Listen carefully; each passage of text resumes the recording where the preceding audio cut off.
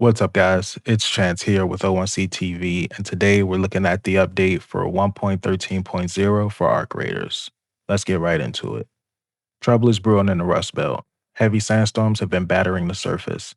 Flocks of birds have been spotted around Berry City, gathering around chimneys for what many assume to be nefarious reasons. And to top it all off, Maverick Raiders have been spotted hunting Ark for sport and single handedly taking on entire squads. So, what's new?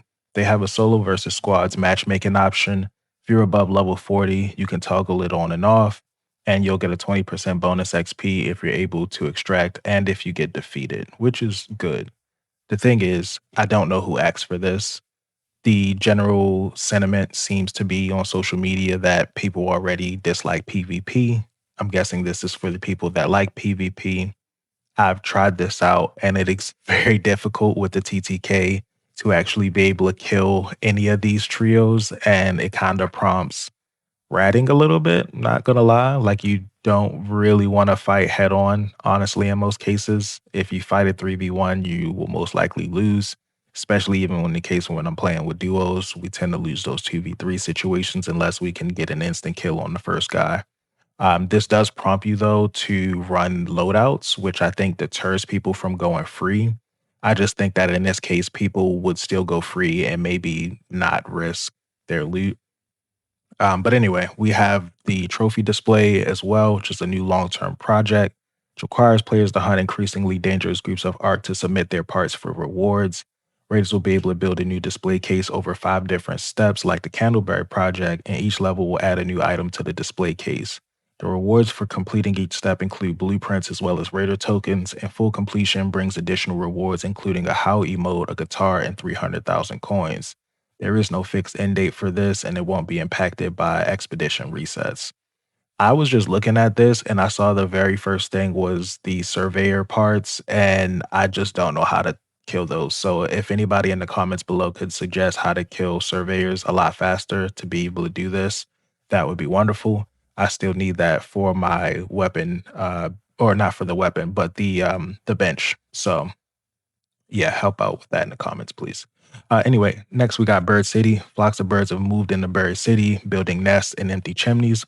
We got some reports of them storing shiny trinkets inside, so make sure to inspect them. This new permanent map condition will be applied to the Bird City map only, which will cycle in and out of rotation weekly.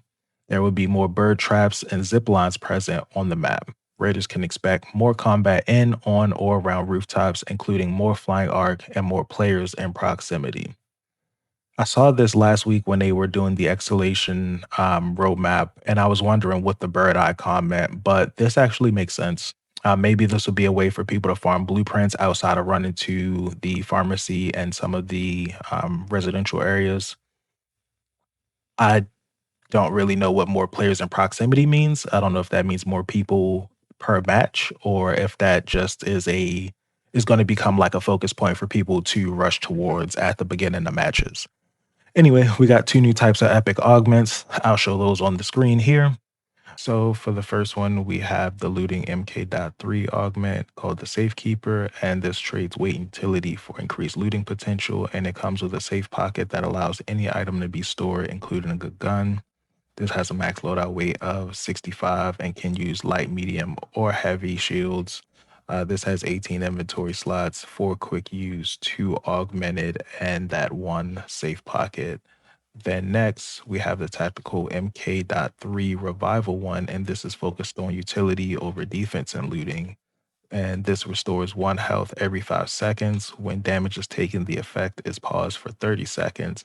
And this comes with a 65 loadout weight as well as light shield compatibility. This one has 16 inventory slots, 5 quick use, and 2 safe pockets. We have 7 new quests as well. And some of the patch highlights. They have open parties now, just the option to set your party to open so embarking platform friends can join you seamlessly, even when you're in the round to wait in the lobby to join your next match. I always thought this was something that they needed. This is just a nice quality of life update. Next, we also have squad invites as the option for squad mates to invite others to the party, as well as the party leader. Again, another good quality of life update thing. If you don't have friends on the same friend party, it was always difficult to get that going. You'd have to leave, switch, make you host, and then invite the people. You got achievement fixes, Stella Montes Seaval extract fix. I don't even know what that was. Mouse smoothing option added and gamepad rebinding, which is good for people on controllers. They definitely needed that. Great quality of life there. Next, we got some content and bug fixes. They fixed an issue causing progress towards enemy of my enemy achievement to not get tracked. Fixed an issue causing the hook, line, and sinker achievements to not track correctly. Next, we have arc traversing obstacles have been improved. The leaper is now better at walking when it loses its legs. That's not good. The shredder dead shredders are now properly labeled as scavengeable when pinged. Sorry, I'm so thrown off by that. Why would they make the leaper more dangerous? Anyway, we got snitches where they fixed an issue where snitches would abort calling down arc if players threw a lure grenade during the call. I didn't even know that. Wow. Snitches will also no longer make noise after they are destroyed, which is a W. Spotter fixed an issue where spotters would follow players into buildings and get stuck. Does that mean they won't follow us into buildings, or does that mean they won't get stuck? Because that's annoying on both ends.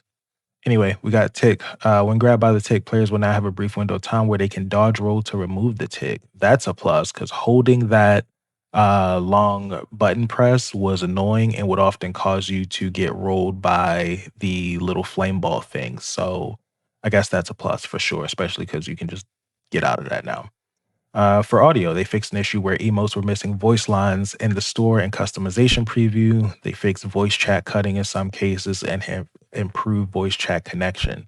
This was happening with me recently. I didn't know if you had to like update my drivers or update the game.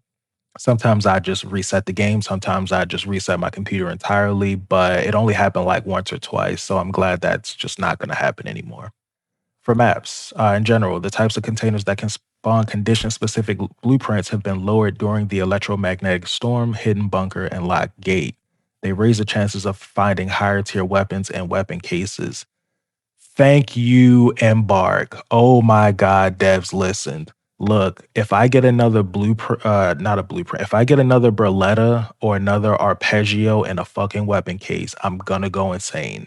I'm so glad they buffed that. Hopefully, I'm gonna be testing this out later to see if we get some actually good weapons. Now, it would be great if the weapon cases actually gave you purple weapons.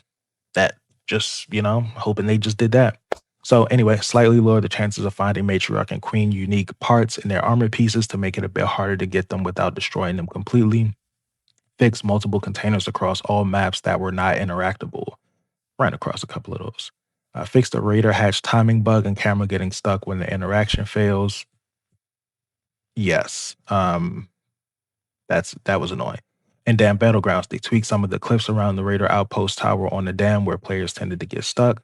They adjusted the elevator shaft collision to prevent players from getting stuck on Dam Control Tower. They fixed collision issues inside the pattern house on Dam Battlegrounds and fixed an issue where players could reach an unattended location in water treatment.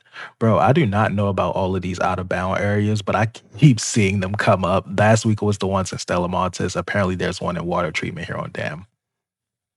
In Berry City, they removed an invisible wall in a nook behind the Berry City Highway. Again, didn't know about that. Removed the musical puzzle from Berry City. The guitar is now purchasable at Shinies. Okay, W. For our musicians, go ahead and buy that guitar now. At Spaceport, they fixed an issue where rocks and grass would float in the air on Spaceport. That has happened specifically at Trench Tower, I know for sure, where you would go down in between the crossing area and you would just like fall under the ground while you're going down the little hill or going down the steps. They also adjusted the arc spawn location during hitting bunker on bunker antennas to make sure they can't spawn directly on top of the antennas, which was definitely annoying. At Stellamontis, they fixed the seed vault extraction glitch on Stellamontis that allowed players to remain in the extraction point after it had closed. The night raid lighting has been updated with most lamps turned off. Ooh, nice. Fixed 40 locations in Stellamontis where players would frequently get stuck. There was 40? That actually makes sense now where all the out of bounds stuff was coming from. And they fixed the Bastion and Stellamontis being able to spawn out of bounds and attack players through walls. Wow, I didn't have that one happen, but that could be annoying. And then miscellaneous, various crashes, add an option for mouse smoothing, matchmaking delay option for stream sniping mitigation. That's good for streamers. Fix an issue that allowed players to play the guitar while using the zip line. They shouldn't have fixed that. Made aim assist consistent across different frame rates. Fix issues with inputs not always registering at frame rates above 30. Fix an issue where one of the macros set helmet variants appear incorrect in game. Trinket items not being placeable in trinket slots. Various clipping issues, hopefully some more of the out of bounds stuff. Fix an issue that sometimes caused the lens flare VX to show the sun lens flare visual effect to show up even when the sun was behind thick clouds. Those were always really weird to me. I thought that was like an event or something triggering. Fixed an issue where selected codex entry was not always visible. Firework boxes will get set off randomly after deploying Raider gets knocked out. Fix some graphic settings, resetting to default on restarting the game on P5s. Lighting polish on various maps. I looked at that today. Things definitely look a lot more consistent across the maps. I love it. For movement, they fixed an issue where players' movement input would temporarily be unresponsive after having network connection issues. Fixed an issue where players would fall off a ladder when attempting to descend shortly after climbing to the top. Yeah, I had that happen. Fixed an issue where players will automatically jump off a ladder when entering while crouched. Didn't even know that was happening. They also, for UI, they added a new tab to the option menu that allows free rebinding of most gamepad buttons. They fixed the display of VoIP trigger actions when playing with gamepad on PC, improved wording to make the current VoIP mode push to talk versus toggle to talk more obvious. Fixed an issue where they would sometimes display too low inventory value in the expedition sign up. Fixed an issue where weapons placed in expedition provided stash slots did not appear in the weapon upgrade screen. Fixed an issue where items didn't display for non-stackable items in project donation rewards and trial rewards. Added the option of open party so embark and platform friends can join seamlessly. Yeah, we already seen that. Um, Cool. A new display will be shown when a friend joins the party of a player that is topside. If you got Discord link, you can also now invite Discord friends to play or have Discord friends join you straight up if you have open party enabled. Ooh, that's nice. I like that. Down into the last few ones, we have fixed a zipline anchor point, updating its position correctly when on a moving platform. Oh my God, that was so needed. They changed augments and loadout now arranges the excess items in the stash better. Cool, I like that. Fix an issue where two players using a defib at the same time will revive a down player with full HP. That would have been nice to know. For quests, added additional interactions to the final objective in the groundbreaking quests. And for anti-cheat, the best and most important update, I think, of this entire thing, three strikes progressive ban system is now in the process of being implemented. Bans will progress from 30 to 60 days and finally a perma ban for repeat offenders. Thank you, Embark. Again, devs listened. And some known issues here. The solo versus squad matchmaking option currently does not have a pop up when the option becomes available to players when reaching or above level 40. Cosmetics acquirable through Raider tokens that have not yet been purchased may be missing from the customization menu. One of the macro or Marco set helmet variants may appear incorrectly in preview and in the menu, but will appear correctly in game, and players may occasionally not receive a skill point as indicated in the result screen. A reboot slash playing another round fixes the issue. All right, that was a hefty one. They've been giving us some quick hits, but this looks like the start of the escalation roadmap, and I like what I see so far.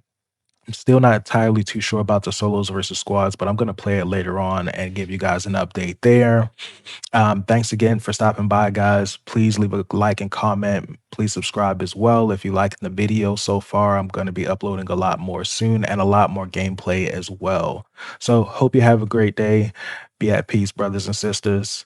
See you next time.